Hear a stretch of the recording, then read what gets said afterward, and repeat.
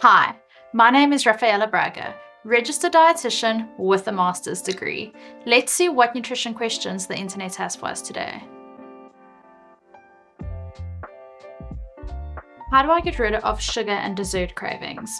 Well, this is an interesting one, and there's a few elements to unpack here. Sugar stimulates dopamine reward center pathways in the brain. So the more exposure you have to sugar, and not just sugar, but sweet elements, the more the brain drives for that reward center pathways to be stimulated. So unfortunately, one of the things is you've got to cut sugar out. And I always tell my clients the same way I wouldn't tell a person who is on drugs, oh, go from doing it every day to only twice a week. The reality is you're going to have to cut it out completely to desensitize the brain to that overstimulation constantly. Another thing is also your microbiome. When you are consistently eating sugar, you are feeding the bacteria in your gut, and there becomes this dysbiosis, and they will actually promote more cravings to want sugar. So what you feed your gut is what your gut will want more of. What are some common misconceptions about food and or weight loss?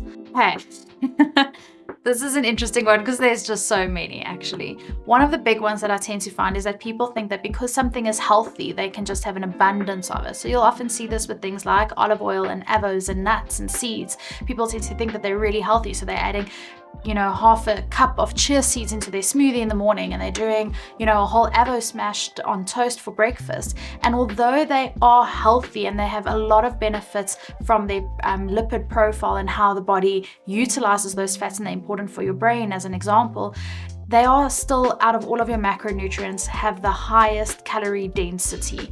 And so when you are using so many healthy fats in your diet, it's quite easy to move into a calorie surplus. And of course, excessive energy is what the body then stores as fats. Are there any other good probiotics other than yogurt? I'm really getting tired of eating yogurt every day. Okay, so there's a difference between prebiotics and probiotics. Prebiotics, you feed the gut, and the gut utilizes them as a bacterial source to feed off of. So for instance, your fruits and veggies, they will feed the current bacteria in your gut. And so it's important not just to focus on your probiotics, but your prebiotics as well. When it comes to probiotics, most healthy fermented foods are going to be good here. So things like kombucha, sauerkraut, kimchi, all of these can also be used additional to your yogurt and your cottage cheese, the fermented dairies, as probiotic sources. What should people eat more of?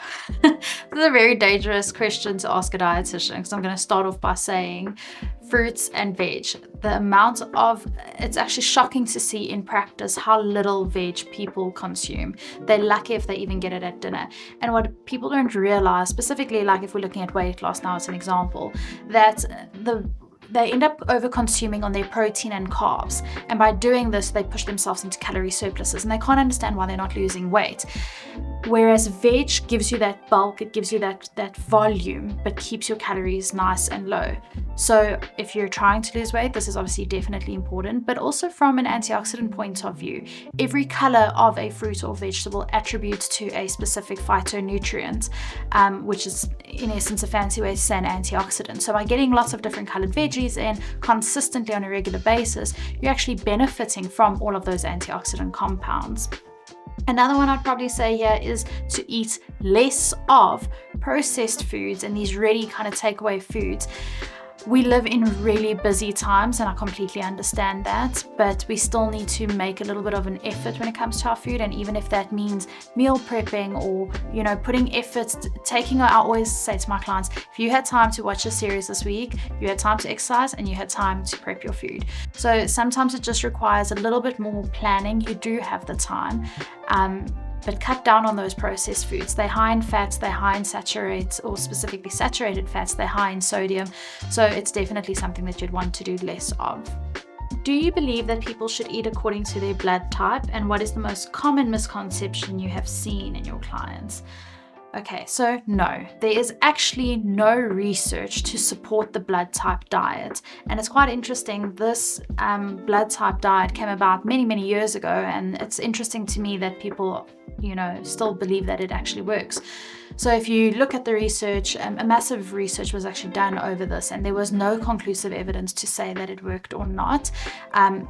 The blood type diet goes on the emphasis of basically that certain blood groups should rather, for instance, if you're an O blood group, then you should rather be doing more meats, whereas if you're an A or a B, then rather focus on green veggies.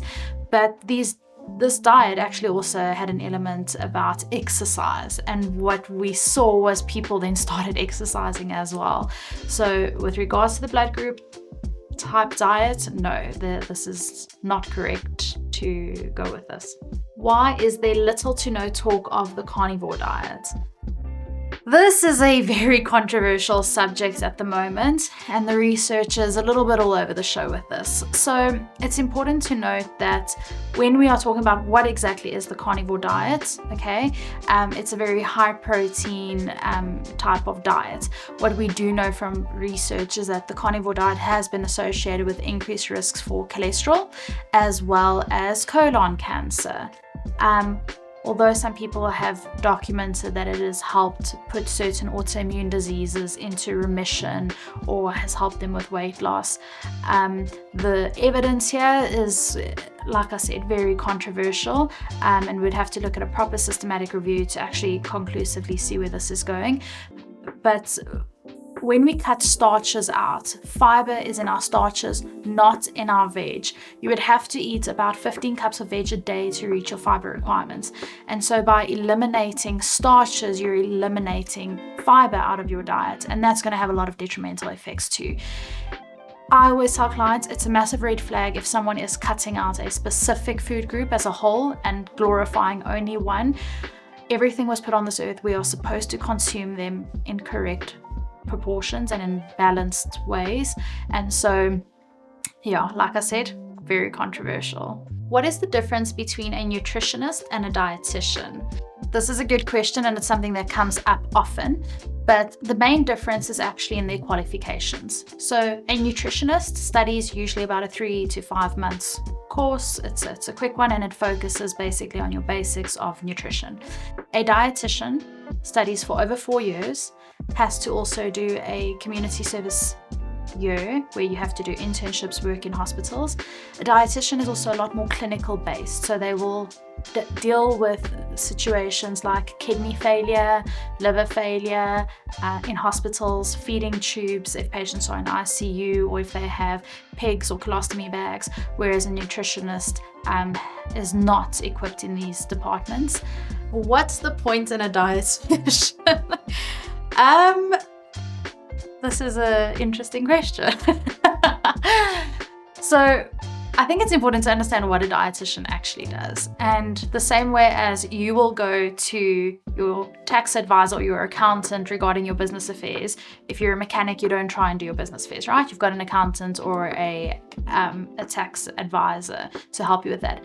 It's the same thing. I often find that people think that everybody thinks they know how to eat because they eat all the time and they've been doing it since they were born, until they sit in our office and you have to actually show them where they're going wrong. And that's fine, right? Because it's something that you were never taught. We've never been taught to understand nutrition properly. We've been taught to eat as a fuel source and to go on, but you don't actually understand nutrition to its absolute core.